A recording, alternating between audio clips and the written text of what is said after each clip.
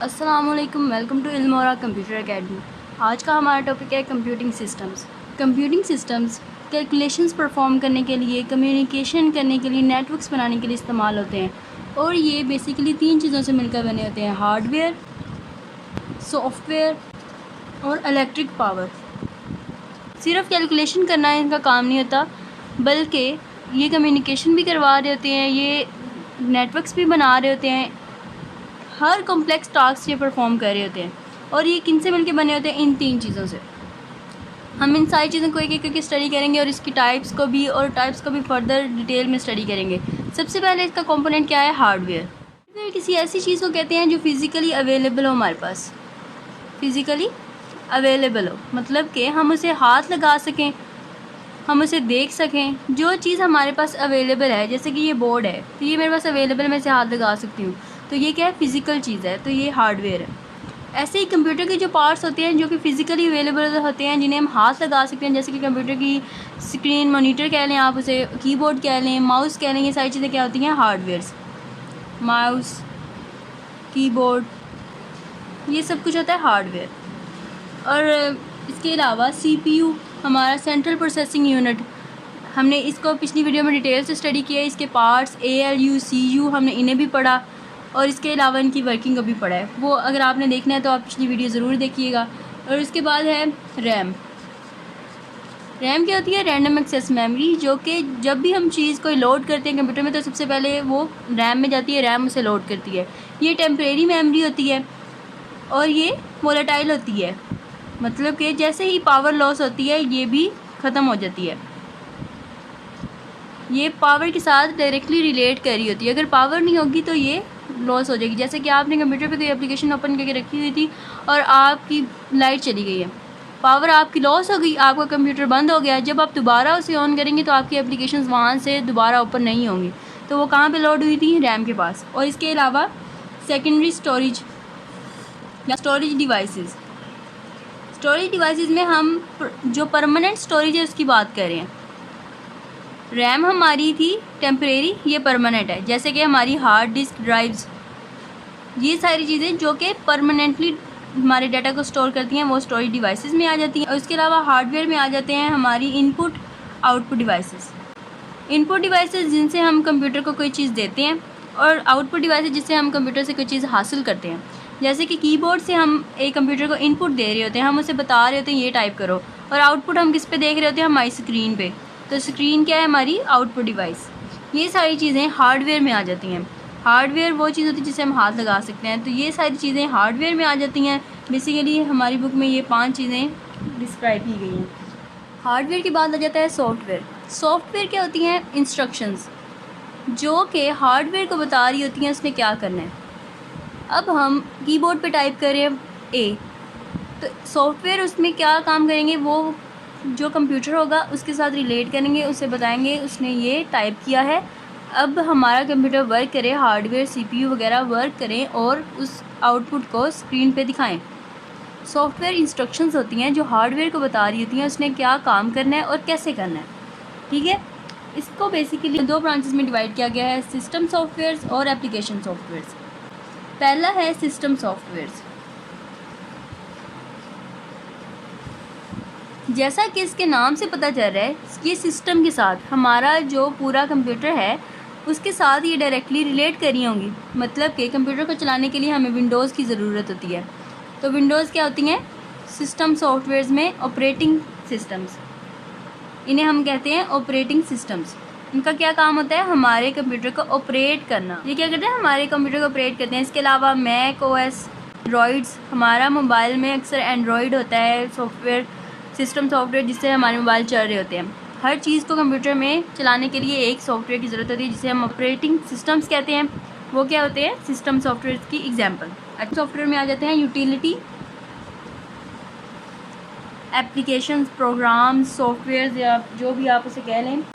Utility applications ऐसी application होती हैं जो हमें किसी ख़ास मकसद के लिए ज़रूरी होती हैं। मतलब कि हमारे कंप्यूटर में फॉर एग्जांपल कोई वायरस आ गया है, उसके लिए हम एंटीवायरस इस्तेमाल कर रहे होते हैं, तो ये क्या है? Utility application. मतलब कि हमारे ऑपरेटिंग सिस्टम को बेहतर बनाने के लिए, उसकी वर्किंग को सही करने के लिए हम किसका इस्तेमाल कर रहे होते हैं? यूटिलिटी एप्लीकेशंस का। जैसे कि एंटीवायरसेस वगैरह, ताकि हमारा सिस्टम, हमारा कंप्यूटर अच्छे से काम कर सके। उसके बाद सॉफ्टवेयर की दूसरी टाइप होती है एप्लीकेशन सॉफ्टवेयर। जैसा कि इसके नाम से पता चल रहा है, ये कोई ऐप होगी, जैसा कि माइक्रोसॉफ्ट वर्ड, एक्सेल और ऐसी दूसरी एप्लीकेशंस। तो एप्लीकेशन सॉफ्टवेयर किसके साथ रिलेट कर रहा होता है? किसी एप्लीकेशन के साथ जो चीज़ें हमारी ज़रूरत के लिए, यूज़र के बेनिफिट के लिए बनाई गई हों, फॉर यूज़र बेनिफिट, वो क्या होंगी? एप्लीकेशन सॉफ्टवेयर्स होंगी। मतलब कि गूगल एक एप्लीकेशन है, और MS वर्ड, MS एक्सेल, इसके अलावा आपकी गेम्स, सारी एप्लीकेशंस होती हैं जो कि यूज़र के लिए बनाई गई हों, वो एप्लीकेशन सॉफ्टवेयर में आ जाती हैं। ये था हमारा सॉफ्टवेयर का टॉपिक। उसके बाद आ जाती है इलेक्ट्रिकल पावर, मतलब कि बिजली। हमें कंप्यूटर को चलाने के लिए इलेक्ट्रिकल पावर की ज़रूरत होती है। अगर हमारे कंप्यूटर को इलेक्ट्रिकल पावर नहीं मिलेगी, वो ऑन नहीं होगा। अब आपने अपना कंप्यूटर चलाना है, उसके लिए भी आपको उसे कनेक्ट करना पड़ेगा इलेक्ट्रिसिटी के साथ। अगर इलेक्ट्रिसिटी नहीं होगी तो आपका कंप्यूटर बंद हो जाएगा। अगर आपका मोबाइल है या लैपटॉप है तो उसको भी आपको चार्ज करना पड़ेगा। तो ऐसे ही इलेक्ट्रिकल पावर की ज़रूरत होती है हमारे कंप्यूटर को रन करने के लिए। हमारी रैम जो होती है वो इलेक्ट्रिकल पावर के बगैर चल ही नहीं सकती। तो यहाँ से आप देख लें कि कंप्यूटर के लिए इलेक्ट्रिकल पावर कितनी ज़रूरी है। उसके बाद आ जाती हैं कंप्यूटिंग सिस्टम्स की टाइप्स। कंप्यूटिंग सिस्टम्स की टाइप है बेसिकली 4। पहली है कंप्यूटर, दूसरी है सॉफ्टवेयर सिस्टम्स, तीसरी है कंप्यूटर नेटवर्क्स और चौथी है इंटरनेट। अब हमने कंप्यूटर को डिटेल से पढ़ा है। पहले कंप्यूटर एज ए सिस्टम हम पहले पढ़ चुके हैं। उसके बाद सॉफ्टवेयर सिस्टम, अभी जो मैंने आपको सॉफ्टवेयर का पूरा पॉइंट पढ़ाया है वो सारा सॉफ्टवेयर सिस्टम में आ जाता है, जिसमें कि system software, application software, utility applications वगैरह आ जाती हैं। ये क्या होता है? System software. अब हमने ये 2 चीज़ें पढ़ ली हैं, अब हमारे पीछे ये वाली चीज़ें रह जाती हैं। हम इन्हें अब डिटेल में स्टडी कर लेते हैं। सबसे पहले है कंप्यूटर नेटवर्क्स। अब कंप्यूटर नेटवर्क के नाम से पता चल रहा है, नेटवर्क क्या होता है? किसी भी चीज़ का जाल, जब वो इकट्ठे काम कर रहे हो। यहाँ पे क्या है? कंप्यूटर्स का नेटवर्क। ये एक कंप्यूटर है, ये भी एक कंप्यूटर है, ये भी एक कंप्यूटर है। अब ये कंप्यूटर्स एक दूसरे के साथ किसी ना किसी तरीके से कनेक्टेड हैं। क्यों कनेक्टेड हैं? रिसोर्स शेयर करने के लिए। मतलब कि उनके पास जो चीज़ें हैं उन्हें वो शेयर कर रहे हैं, कम्युनिकेशन कर रहे हैं, अपना डाटा एक दूसरे के साथ एक्सचेंज कर रहे हैं, कम्युनिकेशन कर रहे हैं, और इसके अलावा डाटा मैनेजमेंट कर रहे हैं। मतलब कि फॉर एग्जांपल ये सर्वर है, ये सारा डाटा सर्वर के पास होता है। सर्वर का क्या काम होता है? हर चीज़ को अपने पास महफूज करके रखना। अब उसने इसके साथ भी कनेक्ट करना है, इसके साथ भी कनेक्ट करना है, इनसे डाटा लेना भी है और इन्हें इनके रिक्वायर्ड डाटा देना भी है। तो इसका क्या काम होता है? Data management.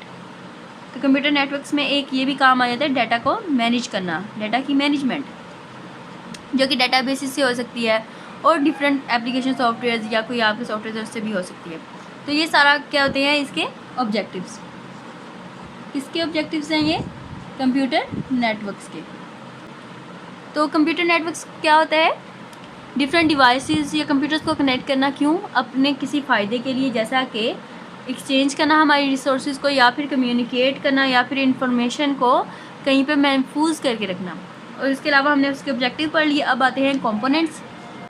इसके कंपोनेंट्स 2 तरह के हो सकते हैं। पहले हैं हार्डवेयर और दूसरे हैं सॉफ्टवेयर। 2 तरह के इसके कंपोनेंट्स हो सकते हैं। पहले हार्डवेयर देख लेते हैं। हार्डवेयर में सबसे पहले आ जाता है राउटर्स। राउटर्स कह लें, रूटर्स कह लें। राउटर्स का क्या काम होता है? डाटा पैकेट्स को सेंड करना एक जगह से दूसरी जगह, मतलब कि एक नेटवर्क से दूसरे नेटवर्क में। अब डाटा पैकेट्स क्या होते हैं? आपका डाटा था 100 पेजेस की फ़ाइल, अब आपने इसे अपने दोस्त को सेंड करनी है। अब इतना बड़ा डाटा सेंड करना मुश्किल है। इसको हम क्या करेंगे? छोटे छोटे पार्ट्स में डिवाइड कर लेंगे, डाटा के पैकेट्स बना लेंगे। मतलब कि ये 50 फॉर एग्जांपल पेजेस का बना दिया और ये 50 पेजेस का बना दिया। ये क्या हो गया? हमारा डाटा छोटे छोटे पार्ट्स में डिवाइड हो गया। इससे क्या होगा? हमारा डाटा सेंड करना हमें आसान हो जाएगा। तो राउटर्स क्या करते हैं? डाटा पैकेट्स को एक नेटवर्क से दूसरे नेटवर्क पे सेंड करते हैं। फॉर एग्जांपल आपका नेटवर्क था यूफोन, आपकी सिम है यूफोन की और आपके दोस्त की है जैज़ की। अब आपने कॉल करनी है, तो अब कैसे वो दोनों कनेक्ट करेंगे? तो राउटर्स क्या करते हैं? ऐसा पाथ बनाते हैं जिससे कि आपका डाटा, ये फॉर एग्जांपल राउटर 1 था, ये 2 था, और ये इसका राउटर है, ये इसका है। अब इसने क्या करना है? पाथ बनाना है कि यहाँ से आपका डाटा यहाँ जाए और यहाँ से आपके फ्रेंड तक चला जाए। दूसरी सिम जो है जैज़ की, दूसरा नेटवर्क है, वहाँ तक आपका डाटा चला जाए। तो इसने क्या करता है? नेटवर्क में से रूट्स बनाने होते हैं, रास्ते बनाने होते हैं, ताकि हमारा डाटा एक जगह से दूसरी जगह सेफली ट्रैवल कर सके, ट्रांसमिट हो सके। तो ये किन्हें कनेक्ट कर रहा होता है? नेटवर्क्स को। ये नेटवर्क्स के साथ रिलेटेड होता है, ये चीज़ आपने याद रखनी है। रूटर्स के बाद आ जाता है स्विचेस। राउटर्स क्या कर रहे थे? नेटवर्क्स को आपस में कनेक्ट कर रहे थे, वहाँ पे पाथ बना रहे थे। अब स्विचेस क्या कर रहे होते हैं? डिवाइसेस को एक दूसरे के साथ कनेक्ट कर रहे होते हैं। ये नेटवर्क्स को कर रहे होते हैं और ये डिवाइसेस को। जैसे कि आपके कंप्यूटर्स, एक आपका ऑफिस है, उसमें बहुत ज़्यादा कंप्यूटर्स हैं। एक ये कंप्यूटर है, एक ये कंप्यूटर है, एक ये कंप्यूटर है। ये एक डिपार्टमेंट में है, एक और डिपार्टमेंट है, उसमें भी कंप्यूटर्स हैं। अब इन सब को कनेक्ट करना है, ये सारे जो कंप्यूटर्स हैं इन्हें कनेक्ट करना है। तो हम किसके ज़रिए करेंगे? स्विचेस के ज़रिए। ये स्विच है, इसके ज़रिए इसे भी कनेक्ट कर दिया, इसे भी कर दिया, इसे भी कर दिया, इसे भी कर दिया। तो स्विचेस के ज़रिए हम क्या कर रहे होते हैं? सबको कनेक्ट कर रहे होते हैं। तो स्विचेस से क्या कनेक्ट होती हैं? डिवाइसेस, ताकि हमारी कम्युनिकेशन आसान हो सके। ये कम्युनिकेशन के लिए फ़ायदेमंद होते हैं। स्विचेस के बाद आ जाती हैं केबल्स, नेटवर्क केबल्स। केबल्स क्या होती हैं? वायर्स। डिफरेंट कंप्यूटर्स को किसके साथ कनेक्ट करना है, या डिवाइसेस को वायर्स के ज़रिए कनेक्ट करना। मतलब कि ये वायर है, इसके ज़रिए कनेक्ट कर दिया, इसको भी वायर के ज़रिए कनेक्ट कर दिया। स्विचेस का हमने इस्तेमाल नहीं किया। तो ये क्या होते हैं? केबल्स होते हैं। जैसे कि ईथरनेट वगैरह या कोएक्सियल केबल्स आप इस्तेमाल कर रहे हो, ऐसे नेटवर्क जिसमें केबल्स इस्तेमाल हो रही हों, वायर्स इस्तेमाल हो रही हों, वहाँ पे ये नेटवर्क केबल्स का इस्तेमाल हो रहा होता है। और उसके बाद आ जाते हैं सॉफ्टवेयर्स। सॉफ्टवेयर में इसमें कंपोनेंट्स होते हैं प्रोटोकॉल्स। प्रोटोकॉल्स क्या होते हैं? प्रोटोकॉल्स होते हैं रूल्स, जिन पे अमल करके हमारा डाटा एक जगह से दूसरी जगह ट्रांसफ़र हो रहा होता है। हर चीज़ के कोई ना कोई रूल्स होते हैं। ऐसे ही डाटा को सेंड करने के भी रूल्स होते हैं, उन्हें हम प्रोटोकॉल्स कहते हैं। जैसे कि TCP, transmission control protocol. Transmission control protocol का क्या काम होता है? हमारे डाटा पैकेट्स, हमारे डाटा को, हमारी इन्फॉर्मेशन को एक जगह से दूसरी जगह सेफली और पूरे तरीके से एरर के बगैर सेंड करना। और इसके अलावा IP क्या होता है? Internet protocol. इंटरनेट प्रोटोकॉल का काम होता है एड्रेसिंग करना। फॉर एग्जांपल, ये आपका घर है, तो आपका क्या एड्रेस है? ABC। आपके दोस्त ने आपके घर आना है, तो उसे आपके घर का एड्रेस पता होगा तो वो आएगा ना। तो ऐसे ही IP में हम एड्रेसेस होते हैं हमारे। IP में कंप्यूटर्स के एड्रेसेस होते हैं, डिवाइसेस के एड्रेसेस होते हैं, जिससे कि हमारा डाटा एक जगह से दूसरी जगह ट्रैवल करता है। उसके बाद आ जाते हैं network operating systems. Network operating systems, इससे पहले हम ऑपरेटिंग सिस्टम्स पढ़ के हैं। ऑपरेटिंग सिस्टम किसके लिए ज़रूरी होते हैं? हमारे कंप्यूटर्स को चलाने के लिए, मैनेज करने के लिए। तो नेटवर्क को मैनेज करने के लिए नेटवर्क ऑपरेटिंग सिस्टम ज़रूरी होते हैं, जो उसे ऑपरेट कर रहे होते हैं, मैनेज कर रहे होते हैं। इसमें हमारी एग्जांपल आ जाती है विंडोज़ सर्वर्स। ये क्या कर रहे होते हैं? हमारे नेटवर्क्स को मैनेज कर रहे होते हैं। इसके अलावा और भी बहुत ज़्यादा एग्जाम्पल हो सकती हैं। तो नेटवर्क ऑपरेटिंग सिस्टम्स नेटवर्क्स को मैनेज कर रहे होते हैं। तो हार्डवेयर कंपोनेंट्स में हमारे राउटर्स आ जाते हैं, स्विचेस आ जाती हैं, केबल्स आ जाती हैं, और सॉफ्टवेयर में हमारे प्रोटोकॉल्स और नेटवर्क ऑपरेटिंग सिस्टम्स आ जाते हैं। उसके बाद आ जाती है इन्वायरमेंट क्या होता है? माहौल। इन्वायरमेंट क्या होता है? माहौल। माहौल अब एक चीज़ को इफ़ेक्ट कर रहा होता है। अब फॉर एग्जांपल, आप एक बहुत बड़े ऑफिस में काम कर रहे हैं। आपके ऑफिस में एक बहुत बड़ा आपका ऑफिस है, जिसमें कि बहुत ज़्यादा कंप्यूटर्स है। ये भी कंप्यूटर, ये भी कंप्यूटर, ये सारे कंप्यूटर्स हैं। अब यहाँ पे डाटा मैनेज करना मुश्किल होगा बनिस्बत एक घर के, जहाँ पे सिर्फ ये डिवाइसेस हैं, 3 डिवाइसेस हैं। यहाँ पे कितनी ज़्यादा डिवाइसेस हैं, इन्हें मैनेज करना मुश्किल होगा और इसे मैनेज करना आसान होगा। ऐसे ही आपका माहौल आपके डाटा में स्पीड, आपकी कम्युनिकेशन की स्पीड, आपकी डाटा ट्रांसफ़र की स्पीड को इफ़ेक्ट कर रहा होता है, परफॉर्मेंस को इफ़ेक्ट कर रहा होता है, और आपकी सिक्योरिटी और नेटवर्क डिज़ाइन, ये भी चीज़ें इफ़ेक्ट हो रही होती हैं। सिक्योरिटी कैसे इफ़ेक्ट हो रही होती है? अब आपकी इतनी ज़्यादा डिवाइसेस हैं, अगर एक का डाटा दूसरे के पास नहीं जाना आपने कहा है, लेकिन वो गलती से चला गया, तो वो सिक्योरिटी के थ्रेट्स रहते हैं वहाँ पे। और आपके नेटवर्क का डिज़ाइन कैसे? मतलब कि एक बड़ा ऑफिस था, उसमें कितने ज़्यादा कंप्यूटर्स थे, उनको मैनेज करना मुश्किल था, उनको कनेक्ट करना मुश्किल काम था, और उन्हें बाद में मैनेज करना उससे भी ज़्यादा मुश्किल काम। और एक छोटा नेटवर्क है, जैसे कि आपके घर के 5 से 6 डिवाइसेस हैं, तो उन्हें मैनेज करना, उन्हें कनेक्ट करना ज़्यादा आसान है। बात आ जाती है कंप्यूटर नेटवर्क्स की टाइप्स। पहली है लैन और दूसरी है वैन। लैन क्या होती है? Local area network. मतलब कि ये लोकल एरिया पे, छोटे एरिया पे इस्तेमाल हो रही होती है। मतलब कि एक घर हो गया, एक ऑफिस हो गया, छोटी बिल्डिंग्स हो गई, छोटी जगह पे जो हमारा नेटवर्क इस्तेमाल हो रहा है उसे हम लैन कहते हैं। और वैन में क्या होता है, वाइड एरिया नेटवर्क, मतलब कि बड़े एरिया पे हमारा नेटवर्क होता है, जैसा कि सिटी हो गई या कंट्री हो गई, या फिर आपका एक ऑफिस लाहौर में है, कराची में है, और एक आपका अब्रॉड है, मतलब कि आपने बाहर भी अपना एक ऑफिस खोला हुआ है। इन सब को कनेक्ट तो आपने कहीं ना कहीं करना है, तो इन सब का कनेक्शन करना किसमें आ जाता है, वैन में। और लोकल एरिया में सिर्फ एक ऑफिस आ गया, या किसी का छोटा सा बिजनेस है उसका एक अलग डिपार्टमेंट है वो आ गया, और इसके अलावा आपका घर का एक जो, या एक मोहल्ले का, या आपके एक मोहल्ले का जो नेटवर्क है तो वो किस में आ जाएगा, लैन में आ जाएगा। कंप्यूटिंग सिस्टम की आखिरी टाइप है internet as a system. Internet क्या होता है, इंटरनेट ग्लोबल नेटवर्क है जो कि डिफरेंट डिवाइसेस को कनेक्ट कर रहे हैं, ग्लोबली ये इस्तेमाल हो रहा होता है, और ये हमारी कम्युनिकेशन करवा रहा है, एक दूसरे के साथ हमारा डाटा एक्सचेंज करवा रहा है। तो हर चीज़ करना किसका, ग्लोबली लेवल पे, ग्लोबल लेवल पे, वाइड एरिया में किसका काम है, इंटरनेट का। अब आप सोशल मीडिया इस्तेमाल करते हैं तो किसके ज़रिए कर रहे होते हैं, इंटरनेट के ज़रिए। वो कंप्यूटिंग सिस्टम जो कि ग्लोबली एक्सेस किया जा रहा है, जो कि हर एक चीज़ को इफेक्ट कर रहा है ग्लोबली, वो क्या है, इंटरनेट। ये किस लिए इस्तेमाल हो रहे हैं, किस चीज़ को इफेक्ट कर रहे होते हैं, ये हमारे प्राइवेट, पब्लिक, गवर्नमेंट, आपके एकेडमिक, मतलब कि हर चीज़ को ये इफेक्ट कर रहे हैं, हर जगह ये इस्तेमाल किए जा रहे हैं। और इसका ऑब्जेक्टिव क्या है, ऑब्जेक्टिव क्या है, कम्युनिकेशन को फैसिलिटेट करना, मतलब कि आपकी कम्युनिकेशन आसान हो, रिलायबल हो, और आपके डाटा को एक्सचेंज करना ऑल ओवर द वर्ल्ड। आपने अब अपने किसी दोस्त को एक फ़ाइल सेंड करनी है, और आप पाकिस्तान में हैं, और आपका दोस्त फॉर एग्जांपल पेरिस में बैठा है, आपने उसे यहाँ से अपना डाटा यहाँ सेंड करना है, तो ये किसके ज़रिए हो रहा होता है, इंटरनेट के ज़रिए। इंटरनेट के ज़रिए हम अपना डाटा एक जगह से दूसरी जगह इफ़ेक्टिवली और रिलायबली ट्रांसफ़र कर रहे होते हैं। अब इसमें कुछ प्रोटोकॉल्स इस्तेमाल हो रहे होते हैं, जैसे हमने पीछे 2 प्रोटोकॉल्स पढ़े हैं, TCP और IP। यहाँ पे भी हम कुछ प्रोटोकॉल्स पढ़ेंगे जो कि इस्तेमाल होते हैं इंटरनेट में। सबसे पहले वही आ जाता है TCP और IP, मतलब कि ट्रांसमिशन,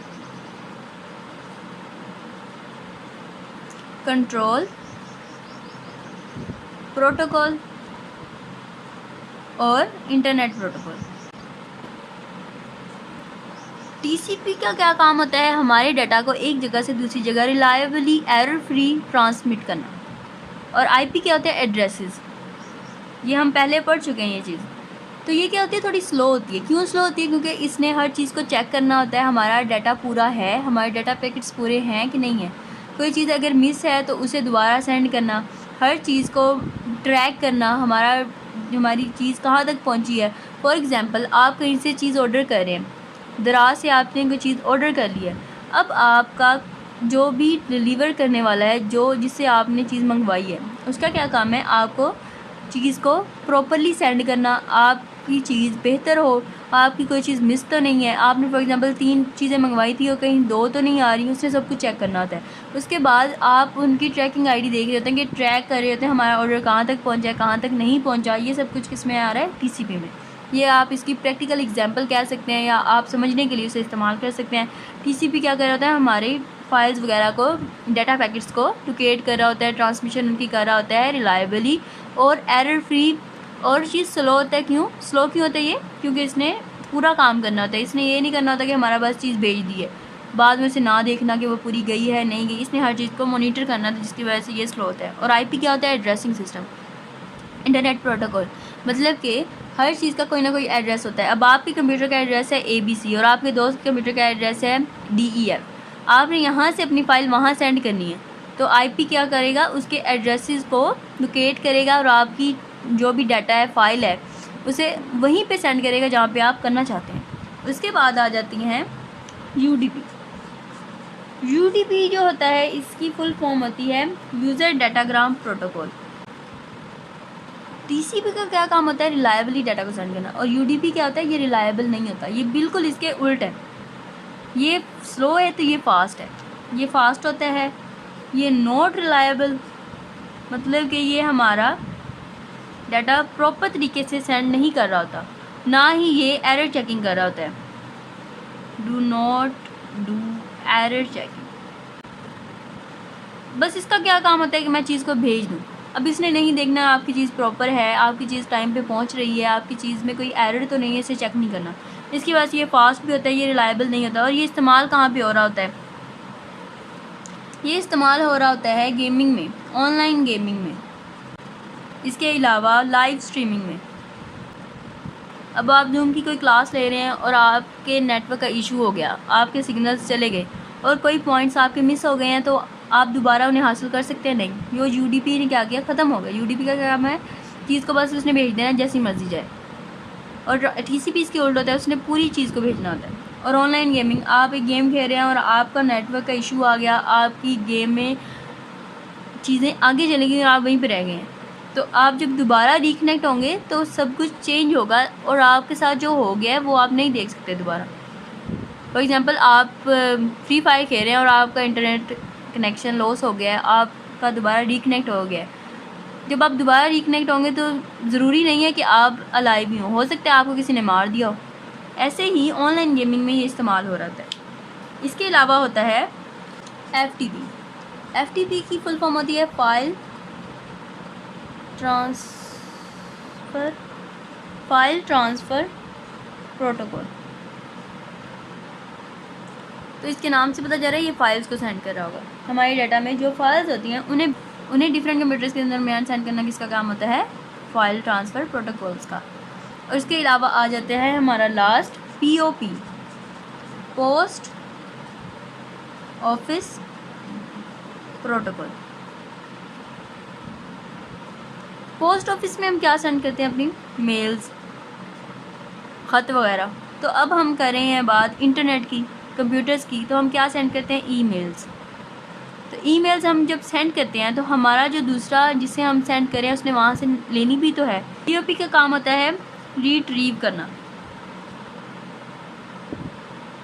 हमारे सर्वर से। कहाँ से? सर्वर से। सर्वर क्या होता है? मेन हेड होता है, उसके पास हर चीज़ होती है।